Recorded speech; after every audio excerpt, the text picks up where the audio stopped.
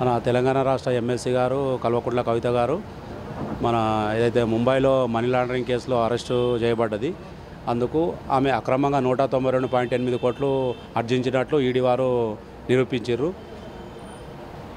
ఇలాంటి స్కాములు మహిళలకు అనేది అసలు పనికిరాదు. కానీ మహిళ చేసిందంటే ఇది చాలా ఘోరము. ఇక ముంగట కూడా ఇలాంటి మహిళలు ఇలాంటి చర్యలకు పాల్పడకూడదని నేను ఒక కార్మికునిగా నేను కోరుతున్నాను. ఒక కవిత గారు మన స్త్రీ చేసే ఒక సారదందలు ఇది తప్పు కదా. ఇప్పుడు గత ప్రభుత్వం కానీ స్త్రీలు కానీ ఏం కొట్లాడుతున్నారు, ఏడావైనా లిక్కర్లు మనం బంద్ చేయాలని కొట్లాడితే ఈమె స్కానింగ్ చేసుడు ఎంతవరకు నిజం? ఇది మళ్ళీ అనడం ఏంది, ఈడీ మోడీ అని అనడం ఏంది? ప్రతి ఒక్కరి గుట్లా ఆమె రాంగ్ మాట్లాడుతున్నది. కాబట్టి తప్పేం లేదు, వాళ్ళు చేసే పని వాళ్ళు చేస్తారు. ఈమె ఎప్పుడో తప్పించుకొని తిరుగుదామంటున్నది. ఎప్పటిదాకా తప్పించుకుంటారు వీళ్ళు? కాబట్టి తప్పు, కవిత తప్పు. అనుకునేది ఏంటంటే ఎవరైతే తప్పు చేస్తారో వాళ్ళకు శిక్ష అనుభవించవలసింది కంపల్సరీ. ఆమె ఏదైతే చేసిందో దానికి కొన్ని సంవత్సరాల నుండి ఈడీ వెనుకబడ్డది. దాని నుండి ఆమెకు ఎన్నో అడిగిన నుండి తప్పించుకున్నది. ఇప్పుడు వాళ్ళకు వచ్చింది కనుక వాళ్ళు అడిగినారు, వాళ్ళు అరెస్ట్ చేసే వాళ్ళకు హక్కు ఉన్నది కనుక అరెస్ట్ చేశారు. మన మాజీ ముఖ్యమంత్రి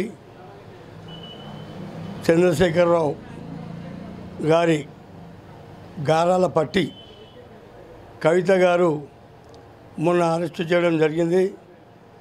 ఎందుకంటే మరి ఒక స్త్రీ మహిళగా ఉండి లిక్కర్ స్కామ్ లోపట, ఏ సారా దంద లోపట ఆమె ఇన్ని డబ్బులున్నా, ఇంత పరపతి ఉన్నా మరి ఆమె చేయడము భావ్యం కాదు. ఈ మహిళా లోకానికే చాలా సిగ్గుచేటు. ఎందుకంటే మనము గృహిణులము, మనం గృహిణి మాదిరిగా ఉండాలి.